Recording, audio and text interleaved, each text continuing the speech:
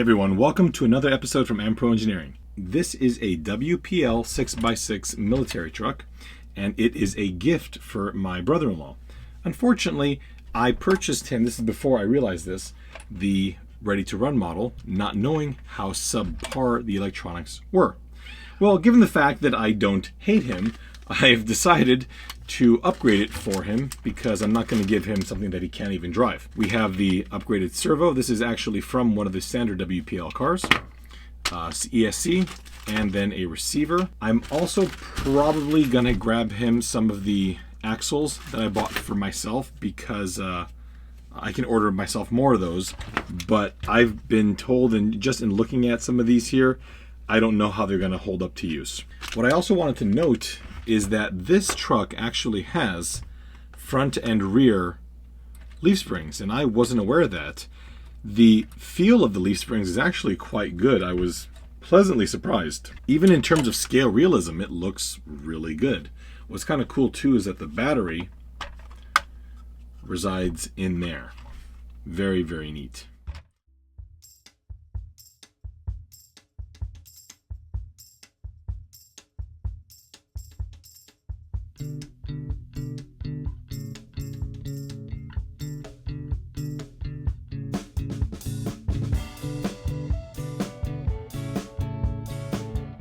As you can see, I've pulled off the bulk of the superstructure and all this.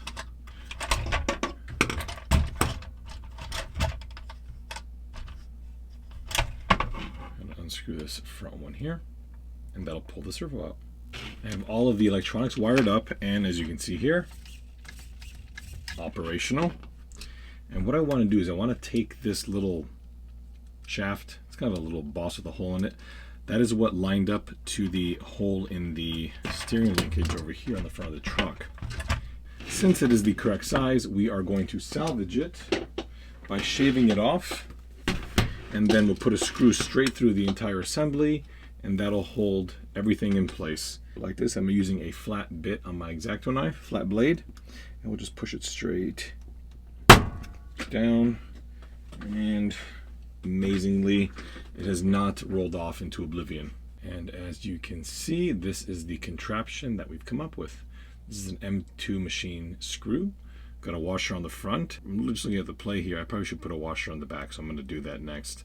And then there's a M2 screw with some thread lock, and that's better. Way less play. It's a little pad of double-sided tape that'll hold this whole assembly together. Come on. That's in. You can take the steering linkage now, and servo has been installed, and ooh, how nice. Next we will address the speed control. For the motor, I'm going to take off the wire that was already on it, and we are going to replace it with a slightly thicker gauge wire with these JST connectors. I really like using these on everything, and that is in fact the wire that is already on the speed control. On my WPL truck, even when I soldered red to red and black to black, it was soldered backwards. So I'm just going to take this off completely. We'll just quickly solder some wires to it and see what's forward and what's reverse. The motor's been wired up. Let's zoom out. And I wired it in reverse, as I mentioned before. That was how my other one was wired. So let's see if we're going to get lucky. I'm going to hold the back of this. This is 6-wheel drive, isn't it? It's not going to work. Let's hold the middle of it up.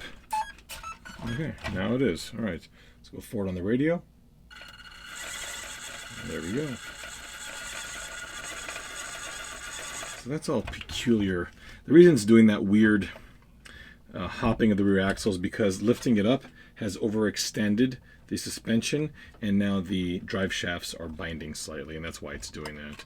But clearly forward was going forward, and that's all I wanted to know. Since I've got I think 3 or 4 of these battery packs, what I'm going to do now is use the original battery pack plug on the speed control that came with this and make an adapter for the ESC that we're using now. And the reason why we're using the adapter is because in the event that he wants to later on get a lithium polymer battery, we can kind of move away from this, and the original plug on the ESC, as you can see it here, will be unaltered.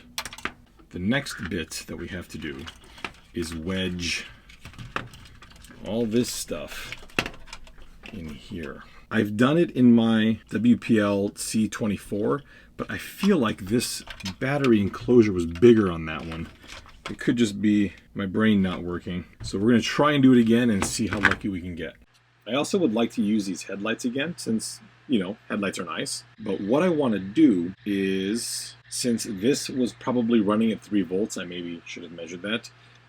Clear LEDs are usually 3.3 volts. And in order to get that to work with a receiver that's outputting 5.5, the reason I know it's 5.5 is I measured it, is we are going to wire these 120 ohm resistors in series on each one of these resistors on the negative leg.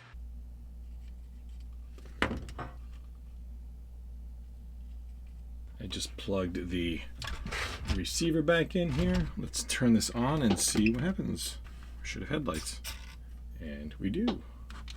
I think now is a good time to try and jam it all together.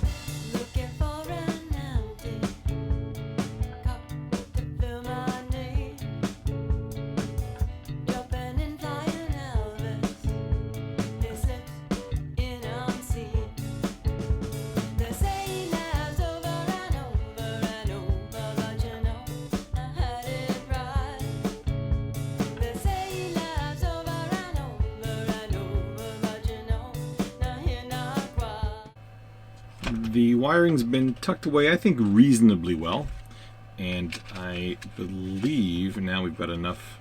Let's see here if this is all gonna reach as I anticipated, which it may not.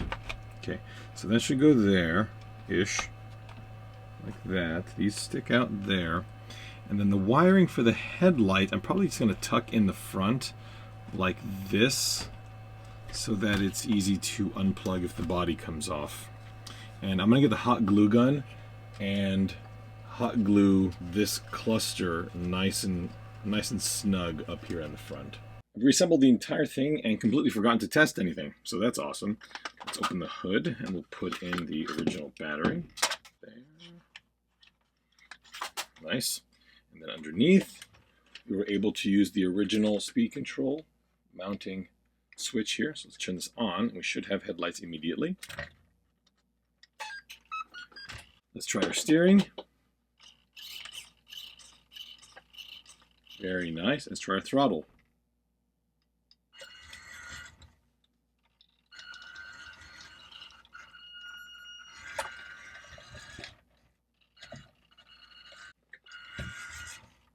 Well, that's great. So that's all operational now. I'm very happy to see this. Hope you enjoyed this video. Stay tuned and we'll keep upgrading this little guy.